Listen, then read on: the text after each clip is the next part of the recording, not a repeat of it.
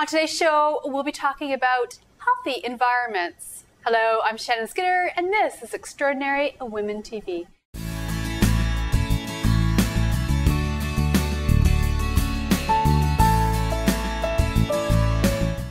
My first guest is Marie Lorenzo. She's the chair of Women's Healthy Environments Network.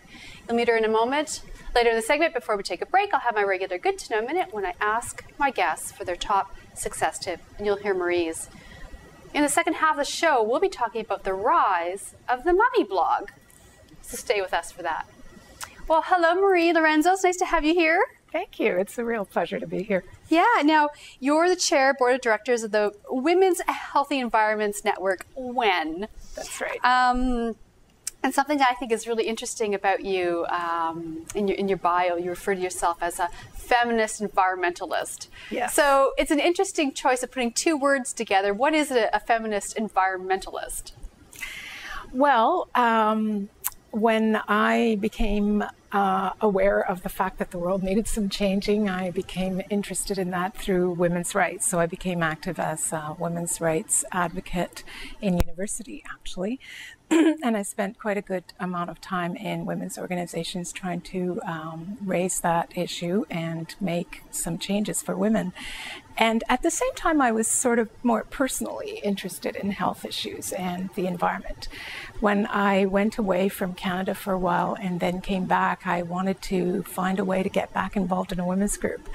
And that's partly because it's actually really fun being in women's groups. There's a kind of energy that's very positive. So I found WHEN, and I thought, this is perfect for me. I'm concerned with women's health, and it's about women, and it's about the environment. But actually, at the time, I didn't realize how little I knew about the environment. So it's been a real learning experience for me, and at the same time, a very positive experience in terms of bringing women into an organization and feeling how they can have power. So that's sort of my story about how I came to WHEN. Well, that's really interesting. And why the name? Women's Healthy Environments. Well, network. It was definitely founded by feminists as well, who are concerned about health and the environment. And the thing is, it started with a concern about breast cancer.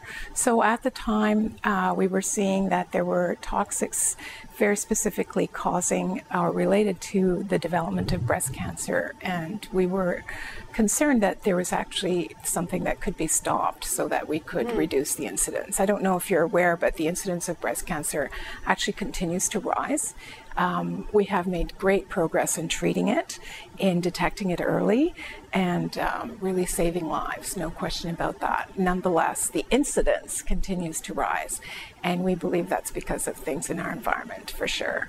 So that's how it started. And then when we realized that these toxics were actually also doing other things in other people's bodies, very specifically in our children's bodies, we expanded that mandate. So now we consider the mandate to be about empowering women so that they can take these issues into their homes, into their workplaces, into society, and empower everybody to take action for change. That's how we think of it. Well, it's interesting that, it's an organization dedicated to women because women comprise of the majority of the consumer decision makers. That's correct. Right? Yeah. 80% roughly, I see different figures, but roughly 80% of all purchasing decisions are made by women. As you had mentioned, when we were getting ready for the show, that women are the educators in the family. That's so right. It completely makes sense to have this kind of an organization for women. Mm-hmm. Yes, and we want to say also that it starts at home, and it starts in your personal care products, for example, and the things you use to clean your house. But we also think there's a role for government and companies and other policymakers, because there are some things that are not in our immediate control. Like the best example is the air we breathe, for example. It's very hard to make a lifestyle change there. We have to keep breathing. So we also are trying to encourage women to get out there and be active in their community to seek change so that we can have cleaner air and cleaner water, for example. Right. So it's a combination of all those things. Our current campaign actually is very much focused on consumer products. We have a campaign called WTF, It's called Wanna Be Toxic Free. Oh, yeah? So if you Google wannabetoxicfree.org, you'll come and see what that's about. And it's about the fact that, yes, there are actually a lot of toxics in the consumer products that women specifically use, because specifically in personal care products, the like deodorant we use, the soap, the shampoo, right. Without even getting into makeup, like even if you're a person who normally doesn't wear makeup, like maybe you and I, but still, we need to wash ourselves and we need to moisturize ourselves. And all those things actually have some problematic ingredients. And so we would like to have more scientific research in that, and we would like to have some more regulation in that kind of thing. Similarly with household cleansers, which women use more of still. So yeah, there's definitely a lot of work that needs to be done to improve those things so that they're not poisoning us. Well, poisoning, and that's really the word, isn't it? Yes, we avoid that word. We use toxics. Yeah, we don't like it. Which seems to but what does it feel really a little mean? more, but really it's poison. Yeah, absolutely. Well, we'll just get right to the point. We're poisoning ourselves with toxins. So, what are the greatest issues that you see that are the greatest dangers for women in terms of environment and toxics? I mean, is it household products? Is it body personal hygiene products? Is it the food, or is it a combination of all three? I think it is a combination of all three. I think I guess not challenge... to mention, and then there's the pollution and other environmental issues. But I'm talking about really within the home. Yeah. Well, within the home, there's definitely a lot to be concerned about and a lot you can change. In some studies, it's been found that indoor air quality is actually worse in some cases than outdoor air quality. I think we've been hearing about pollution in the outdoors for some time, but people are a little surprised that inside their home, they're actually sometimes worse off. So, for example, air fresheners, that you might think your home needs to smell nice or your dog has issues you want to like hide, but in fact those kind of things are quite toxic, generally speaking. So we're looking for alternatives for that. We promote do-it-yourself alternatives. So for example, you can create very inoffensive natural air fresheners with essential oils, for example. Or vanilla. Yes. This is something my mother, I don't know if she still does, but she has done in the past when we were growing up. She would actually just heat up some water on the oven, stove with vanilla. Yeah. Lovely smell. And just let the aroma fill the house, and it was wonderful. Or mint or lemon, you can really, it's just great. And similarly, we should really be worried about the things we spray. So, for example, furniture polish, or those sprays, oven cleaners, all that stuff ends up in our lungs as well as on our skin. Our skin absorbs these things as well. So, what about hairspray? And hairspray definitely out. Yeah. Really, yeah. And a lot of these things, if you really think about it, are not exactly essential. So you can definitely either find alternatives, or sometimes you might find you don't really need it at all. Yeah. So I have an interesting story that just came up at our last meeting, that somebody taught us how to do a deodorant with just a little bit of baking soda and water. And we thought, wow, like, why didn't we know that before? Because it's so simple and it really, really works. Like, it's very, very effective. So what about those crystals? There's apparently the natural crystals. That's a similar idea. Yes, they are, because they're salts. They're specific types of salt that attack the bacteria, and they're natural, and they won't have those endocrine disruptors. So what I want to say about endocrine disruptors, they come, there's different toxics in specifically deodorants especially, which are in a very sensitive area of our body. If you think about it, that's where your lymph glands are, and they're connected to your breast glands.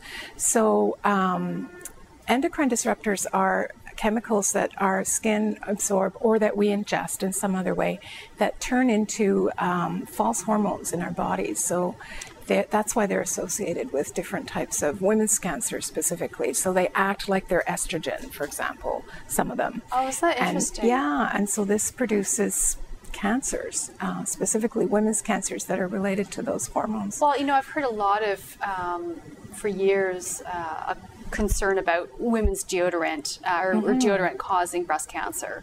And I don't know if there has been any evidence of that, but I hear a lot of women who've moved to more natural products because of that fear alone.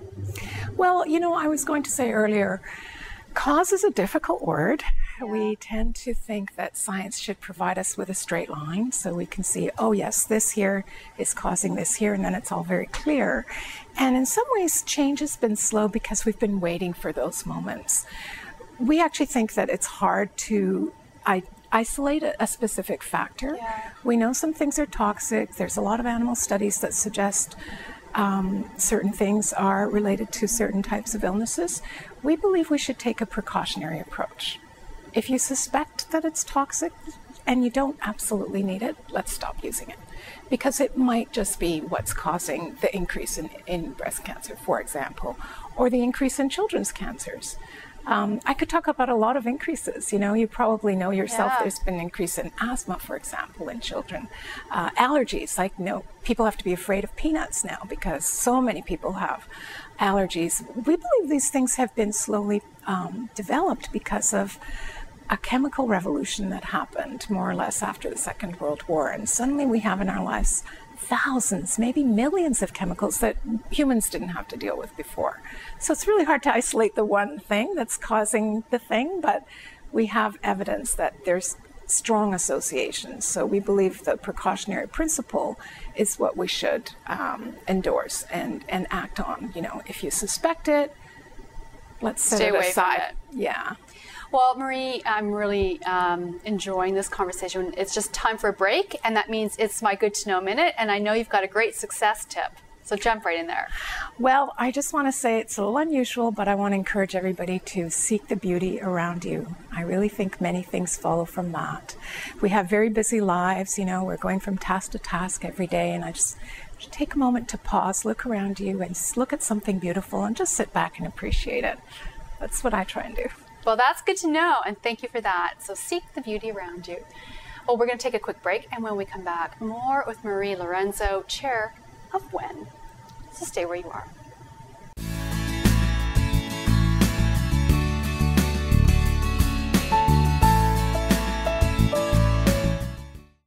Welcome back to the show. I'm Shannon Skinner, and I'm speaking with Marie Lorenzo, who is the chair of WHEN, Women's Healthy Environments Network. And we're talking about healthy environments and you know, making better choices. Mm-hmm. Now, you know, for women there's women who live in urban settings and then women who live in rural settings. Are you finding that it's any different, or from a woman who lives in an urban center, can she make better choices as to having a healthy environment in her home than, say, a woman who lives in a rural area? Or are you seeing the opposite? Well, I think that I'll just have to give you my opinion because I don't have anything concrete in terms of a study or anything like that. But I think that, you know, we might think rural women have less pollution, obviously less air pollution, smog, less pollution maybe in their water, maybe not. But the real issue for the rural setting is the pesticides and the runoff from pesticides, which are used widely in agriculture. I mentioned to you as we spoke earlier that we actually successfully were able to help pass anti-pesticides laws in Toronto and Ontario and Quebec. We're working on getting one Canada-wide. But that's cosmetic pesticides, which means for lawns, for golf courses, for things like that. In agriculture, it's still pretty much standard fare, unless you're an organic farmer. So we are seeing more and more organics on the market, and they're coming down in price because of the interest in by consumers. But I think that's our next big challenge for women working in rural settings, because if you think it's bad that we're eating it off the food we buy in the supermarket, imagine the farmer who actually has to spray it on a routine basis as well as eat it. So, and pesticides are truly quite toxic and are known to be endocrine disruptors in almost all mammals and probably other wildlife, so including us. So I would say that's a big thing for the rural setting, is the pesticides and the runoff, because it gets into the water and the groundwater. So what are some things that people can do now to make you know, choices to have a healthy environment now? Well, I would say that immediately. Yeah, increasingly there are different products you can buy that are much safer, but I would urge people to first think about whether they need the product at all, whether there's a homemade alternative that's equally good, and start reducing. Like, reducing is a big deal. Like, think about all the packaging, all the garbage we produce in a single home. So just reducing is a really good start. And then actually we're blessed with the internet where you can Google a recipe for almost anything, you know, a shampoo, a natural shampoo, a natural deodorant, a natural furniture polish even. So there's a myriad of things like that that are available to all of us. And something else that I understand is really important is to have a natural toothpaste, because I understand that some of the toothpaste out there is some experts say that there's actually pesticides in the toothpaste. I don't know if this is true or not. But I've read this. And fluoride is a big issue too. Like, we have fluoride in our drinking water as well, and it's not conclusive that it's helpful. In some cases, it's thought to be harmful. So there's a lot of fluoride in toothpaste as well. Some of that you end up swallowing, especially children. It's associated with brain development problems for boys in particular. Wow. So yeah, there's a lot of things like inform yourself, because there is actually a lot of information there. And what about your website? Is there, people can go to your website to get some information? Yes, most definitely. As a resource? As I mentioned earlier, wannabetoxicfree.org will get you to our website, and we'll give you that one specifically. That campaign gives you information about personal care products and what the alternatives could be, what's wrong with them and what the alternatives are. Our website is womenshealthyenvironments.ca, and we're constantly updating it. We have a lot of different campaigns going on there. And I want to say, you know, we're a volunteer organization, so we always need more help and more support, financial and otherwise. So yeah, we're very dedicated. And finally, in terms of what people can do, I really want to talk about community activism, because I think that it's important that we all realize we have a part to play in our community, and every one of us, and we owe it to the world to do something about making this little change in our lives, but also in our neighborhoods, in the community we're in. I think it's really important that we be part of it, you know, not just always they are doing to us. You know, we always talk about they, why are they not regulating this or that? We have to take responsibility and be active ourselves. Do you think people that maybe think that, well, I'm one person, and what's the point? What's the point of any small change that I make? How could that possibly make a difference? Do you think that there's a lot of people out there who think that they can't possibly make a difference by making small choices? That's right. I mean, that's a real, it challenge. happens to all of us. You know, even myself, I feel like I've been at this for so long, and sometimes I pause and I think, you know, what's the point? It's just me. And it isn't, of course. I mean, when you think of the logic, it takes one of each to make 100 people. So there's a wonderful quote by anthropologist Margaret Mead. You may have heard it. And it says, there's no change has ever come about that wasn't brought about by a small group of determined people working hard to bring it about. And it's really true. At some point, your efforts pay off and the tide changes. And we've seen change in the world, and that's how it's happened. That's what you got to remember. So if we could change the world, if you could just wave a magic wand and the world to be in the way that you would like it to be, what would it look like? Well, I'm a bit extreme. Let's see. There wouldn't be any plastics. We would all have organic farms in our backyards and contribute, work it together in the community with our neighborhood. Our lakes would be clean, and we could drink any water anywhere on the planet and feel safe doing so. It's the world I'm convinced we can have. It's not an impossible dream, but it's a bit of a long road before we get there, and I'm on it, and I hope you'll join me. Well, it sounds like a good dream to me. So I have finally one last question for you. For you, what is a life that is successful, or how would you define success for you? I am actually a person that believes that my life will have been successful if I have worked hard to uphold my beliefs in what constitutes a better life. So in other words, the important thing is the struggle itself as well as the outcomes. So it's not just, I won't consider myself a failure if nothing much changes, because I will have given it my best, and I will have talked to many people, and I will hopefully have planted a lot of seeds in people's minds. And that will be a success for me. And of course, people can visit your website for more information. And a film. There was a film. Yes, we actually have films. We do film screenings. We have 2 films that we distribute ourselves. One is called Exposure, Environmental Links to Breast Cancer, and the other is a co-production with the NFB. It's called Toxic Trespass, and it's about children and their health, and it's actually set in Windsor and Sarnia, which are toxic hotspots in Canada. So yes, you can definitely contact us for a screening or contact us to purchase them, and we'd be happy to show them.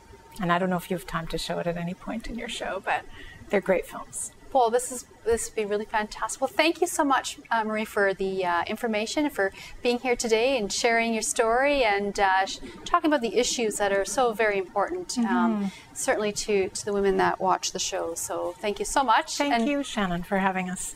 Wish you all the best. Well, for more information about Marie Lorenzo and with the Women's Healthy Environments Network, you can, of course, visit my website at extraordinarywomentv.com, where you'll see this interview and her bio and more information about the organization there. Well, in the second half of the show, we're going to be talking about the rising phenomena of the mommy blog. So stay with us.